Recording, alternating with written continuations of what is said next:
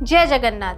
क्या आपने कभी सोचा है कि समुद्र की गहराई में क्या छुपा हुआ है, या फिर क्या वहाँ कोई राज है जो हमें पता ही नहीं है? और अब कुछ अजीब बातें हो रही है। डीप सी क्रिएचर जो कभी सिर्फ अंधेरे में रहते थे, वो सरफेस पर दिखाई दे रहे हैं। क्या ये कोई संकेत है? क्या लेविएथन जैसे माइथिकल सी मॉन्स्टर सच में एग्जिस्ट करते हैं? और क्या हमें उनसे डरना चाहिए? आज की वीडियो में हम डीप सी क्रिएचर्स के राज से हम पर्दा उठाएंगे।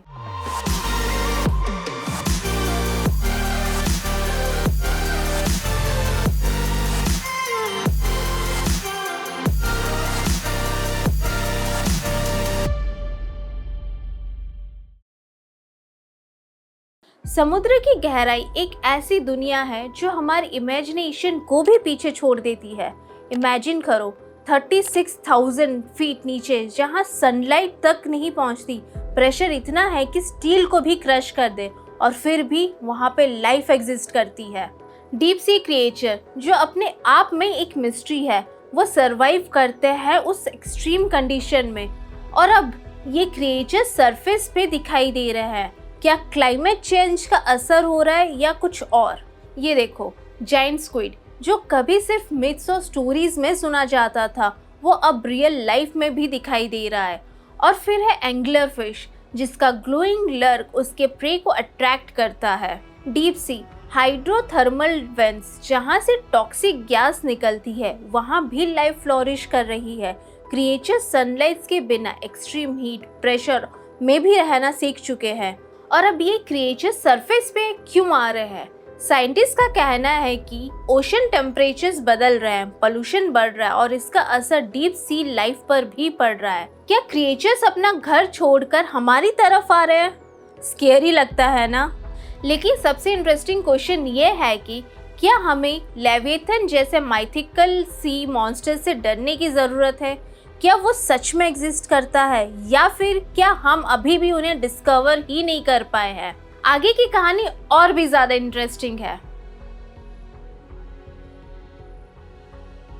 इमेजिन दिस, ओशन सरफेस तो हम सब ने देखा है ना, ब्यूटीफुल, कामिंग और कहीं कहीं पर तो क्रिस्टल क्लियर। लेकिन क्या आपने कभी सोचा है कि उस सरफेस के नीचे क्या छुपा है? क्या है वो सीक्रेट्स जो ओशन की डेप्थ्स में दफन है? सुनो, ओशन का 95% हिस्सा अभी भी अनएक्सप्लोर्ड है। मतलब हमने ज़्यादा से ज़्यादा 5% ही एक्सप्लोर कर पाया है, बाकी का तो पता नहीं। और ये अनएक्सप्लोर्ड पार्ट डीप सी, जहाँ डार्कनेस, प्रेशर और एक्सट्रीम कंडीशन का राज छुपा हुआ है। ओशन को लेयर्स में डिवाइड किया जाता है। पहला लेयर सनलाइट जोन, जहाँ पे सनलाइट पहुँचती है और लाइफ बहुत ज़्यादा वाइब्रेंट होती है। फिर आता है ट्वाइलाइट जोन, जहाँ पे लाइट कम हो जाती है और प्रेशर बढ़ने लगता है। उसके बाद आता है मिडनाइट जोन, जहाँ पे कंप्लीट डार्कनेस और प्रेशर इतना है कि अगर हम वहाँ जाएं तो क्रश हो जाएंगे। और सबसे नीचे है द एबिस, जहाँ कंडीशन इतने एक्सट्रीम है कि वहाँ रहना ऑलमोस्ट इम्पॉसिबल लगता है। लेकिन यहीं पर कुछ द मोस्ट फैसिनेटिंग क्रिएचर्स रहते हैं जो अपने आप को अडॉप्ट कर चुके हैं। ये क्रिएचर्स है ही इतने यूनिक, जैसे कि एंगलर फिश, जिसके ऊपर एक लाइट होती है जो प्रे को अट्रैक्ट करने में हेल्प करती है। और ये है बायोलुमिनेसेंट क्रिएचर, जो अपनी बॉडी से लाइट प्रोड्यूस करते हैं, जैसे कोई अंडर वाटर रेव चल रहा हो। और हाँ, प्रेशर का तो क्या ही कहना, ये क्रिएचर्स इतने प्रेशर में भी सरवाइव करते हैं कि उनके बॉडीज ही फ्लेक्सिबल हो चुके हैं, और उनके सेल स्पेशली डिजाइन्ड होते हैं ताकि वो क्रश ना हो। पहला क्रिएचर है जायंट स्क्विड। ये राक्षस जैसे दिखने वाला creature normally deep sea ocean में रहता है, लेकिन 2022 में जापान के कोस्ट पर एक जायंट स्क्विड सरफेस के करीब स्विम करता हुआ कैमरे में कैप्चर हुआ। साइंटिस्ट का कहना है कि स्क्विड नॉर्मली 300 से 1000 मीटर्स की गहराई में रहते हैं, लेकिन कभी कभी ये सरफेस पे आ जाते हैं। क्या रीज़न है? एक थ्योरी ये है कि ओशन के टेम्परेचर और करेंट्स के चेंजेस इन्हें कंफ्यूज कर देते हैं, वो अपने नेचुरल हैबिटेट से बाहर निकल आते हैं। दूसरा मिस्टीरियस क्रिएचर है ओरफिश। इसको सी सर्पेंट भी कहा जाता है क्योंकि ये 11 मीटर्स तक लंबा हो सकता है। नॉर्मली ये 200 से 1000 मीटर्स की गहराई में रहता है, लेकिन 2023 में मैक्सिको के कोस्ट पर 2 ओरफिश शैलो वाटर्स में दिखाई दिए। लोकल एजेंट्स के हिसाब से ओरफिश का सरफेस पर आना अर्थक्वेक या नेचुरल डिजास्टर का संकेत होता है। साइंटिस्ट इसका सपोर्ट ही नहीं करते, लेकिन ये मानते हैं कि ओशन डिस्टर्बेंसेस इन्हें सरफेस पे ला सकता है। एक बहुत ही रेयर साइटिंग हुई है डीप सी एंगुलर फिश की, वो भी खास करके एक ब्लैक सी डेविल की, जो टेनेरिफ के कोस्ट के पास कैनरी आइलैंड समुद्र की सरफेस के करीब दिखाई गया।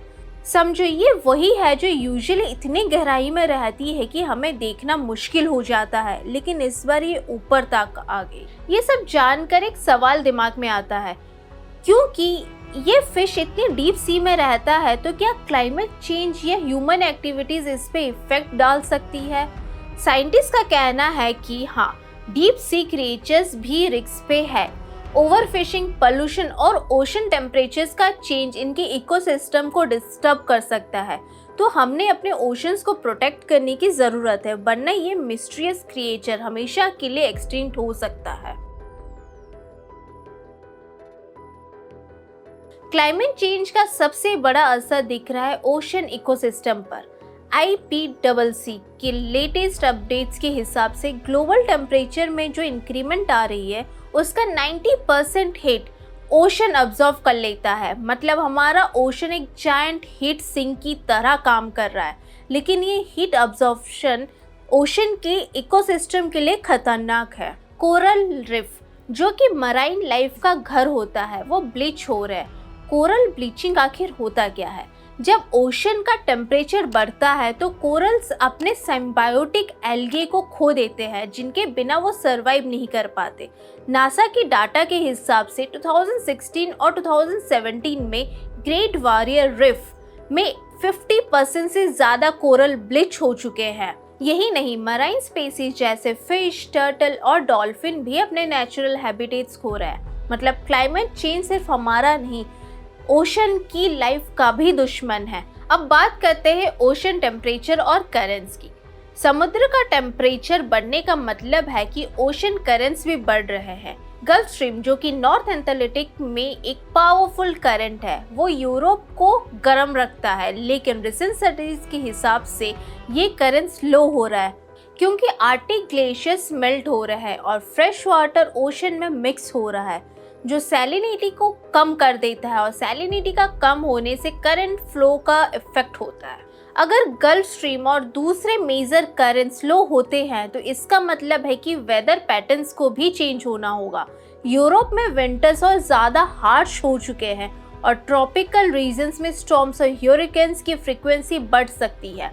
NOAA के डाटा के हिसाब से अटलांटिक ह्यूरिकेन्स की इंटेंसिटी और फ्रीक्वेंसी दोनों में बढ़ोतरी आ रही है, और इसके हिसाब से इसका बड़ा रीज़न है ग्लोबल वार्मिंग। ये है क्लाइमेट चेंज का वो असर जो हमें दिख रहा है।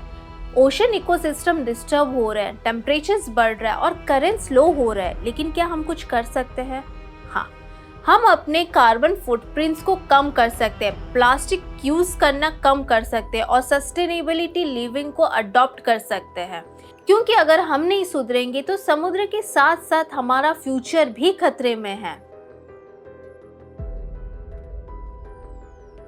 पुराने ज़माने के लोग समुद्र में रहने वाले बड़े बड़े जानवरों के बारे में बातें करते आए हैं। लेविएथन का जिक्र बाइबल में मिलता है, जहां उसे एक भयंकर समुद्री जानवर बताया जाता है। इसके अलावा ग्रीक माइथोलॉजी में क्रैकेन जैसे मॉन्स्टर का भी जिक्र है, जो शिप्स को अपने टेंटिकल से डुबा देता है। लेकिन क्या ये सब सच है? साइंटिस्ट का कहना है कि ये मिथ शायद समुद्र में रहने वाले रियल क्रिएचर से इंस्पायर हुए होंगे। फॉर एग्जाम्पल जायंट स्क्विड, जो कि 40 फीट तक लंबे हो सकते हैं, उन्हें देखकर लोगों ने क्रैकेन जैसे मॉन्स्टर की स्टोरीज बनाई होगी। तो क्या लेविएथन भी किसी रियल क्रिएचर का इमेजिनरी वर्जन हो सकता है? अब सवाल ये है कि क्या लेविएथन सच में एग्जिस्ट करता है?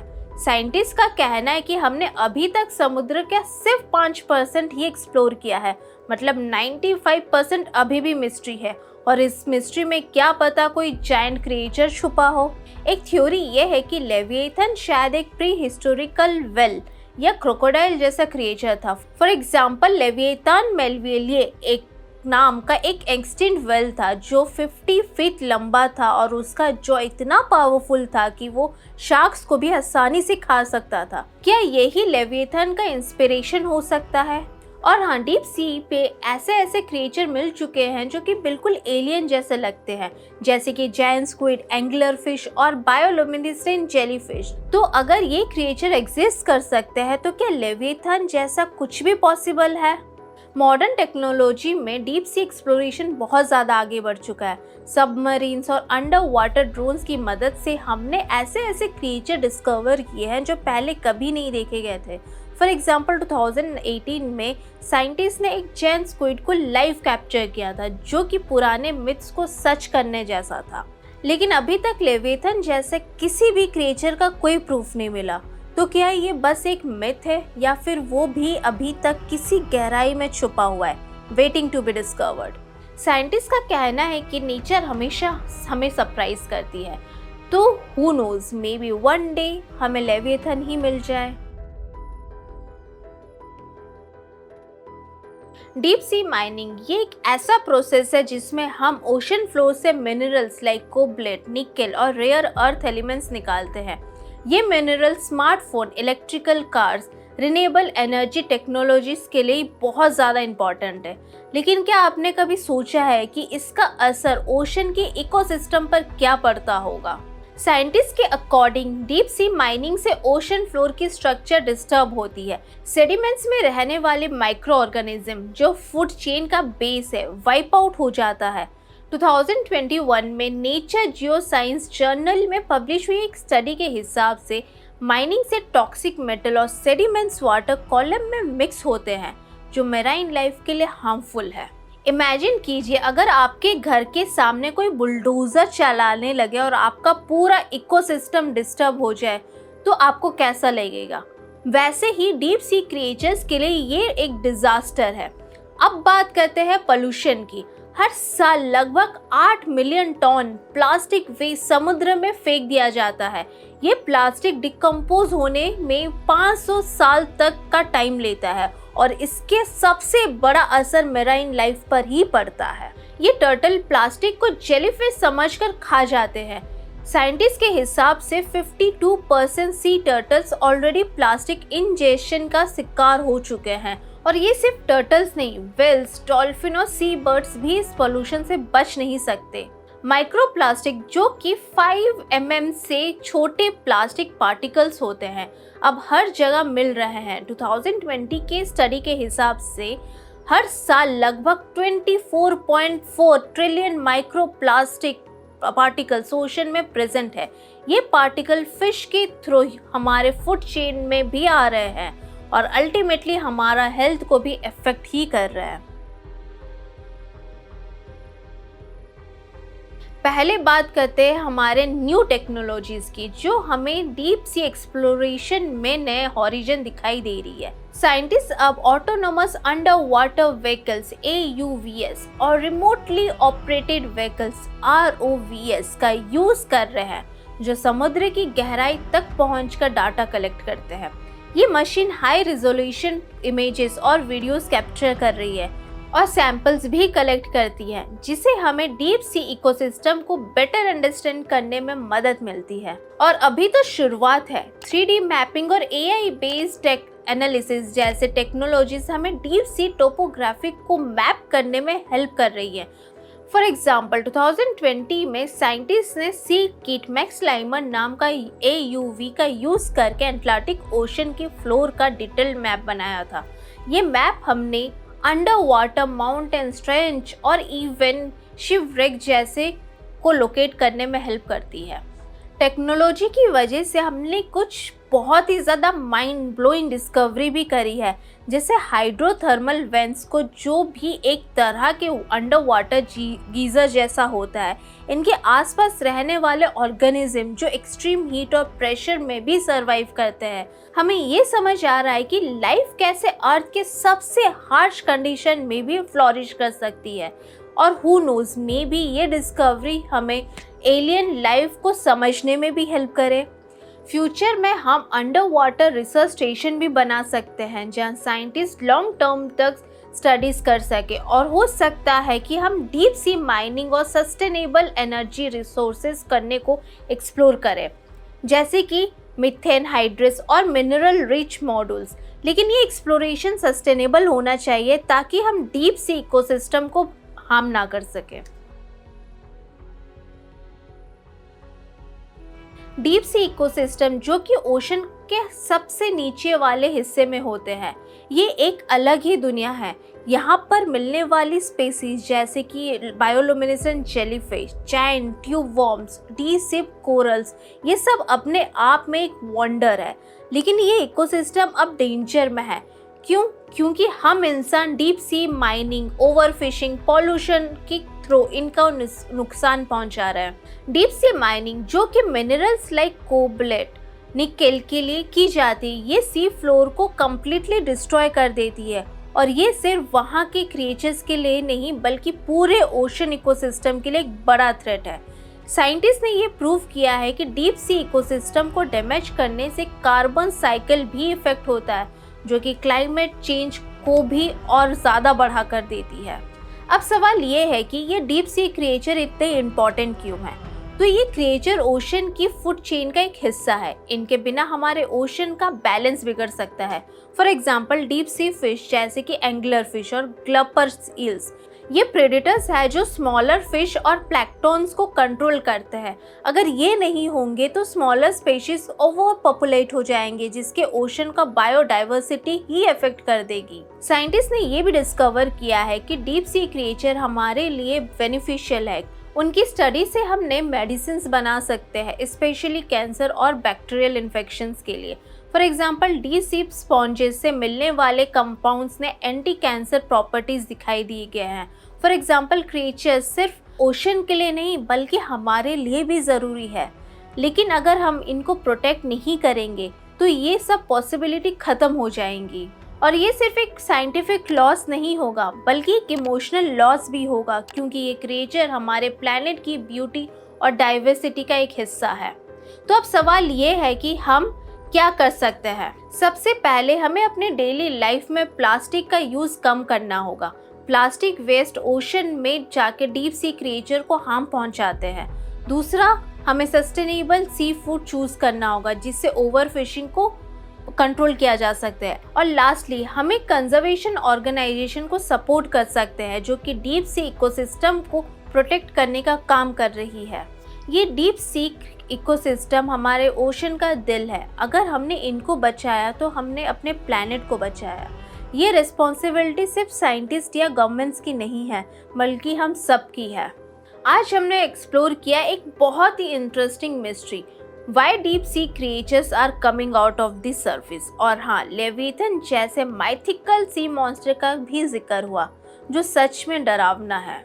लेकिन असली सवाल ये है कि क्या ये सब सच है? क्या डीप सी क्रिएचर सच में सरफेस पर आ रहे हैं? और अगर हाँ तो क्यों? साइंटिस्ट के हिसाब से डीप सी क्रिएचर का सरफेस पर आना एक रेयर फेनोमेनन है, लेकिन इम्पॉसिबल नहीं। क्लाइमेट चेंज, ओशन वार्मिंग और पॉल्यूशन की वजह से ओशन टेम्परेचर बदल रहा है। डीप सी जोन्स जो नॉर्मली एक्सट्रीमली कोल्ड और हाई प्रेशर होते हैं अब डिस्टर्ब हो रहा है। इसकी वजह से क्रिएचर लाइक जेन स्क्विड्स, एंगलर फिश और बायोलुमिनेसेंट जीव अपना नेचुरल हैबिटेट छोड़कर ऊपर आ रहे हैं। और हाँ, लेविथन जैसे माइथिकल क्रिएचर का जिक्र करें तो अभी तक साइंस ने कोई प्रूफ नहीं दिया कि वो एग्जिस्ट करते हैं। लेकिन डीप सी में अभी भी 95% ओशन अनएक्सप्लोर्ड है, तो हु नोज कल को कोई नया डिस्कवरी हो सकता है। और हाँ, कमेंट करके बताइए आपको लगता है कि क्या डीप सी में अभी भी कोई लेविथन जैसा क्रिएचर एग्जिस्ट करता है या फिर ये बस एक मिथ है।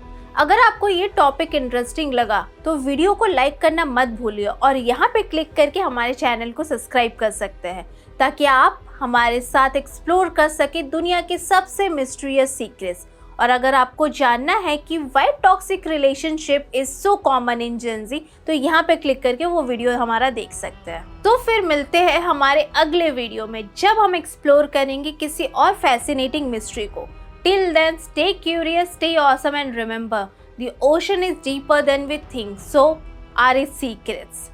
See you in the next one and peace out.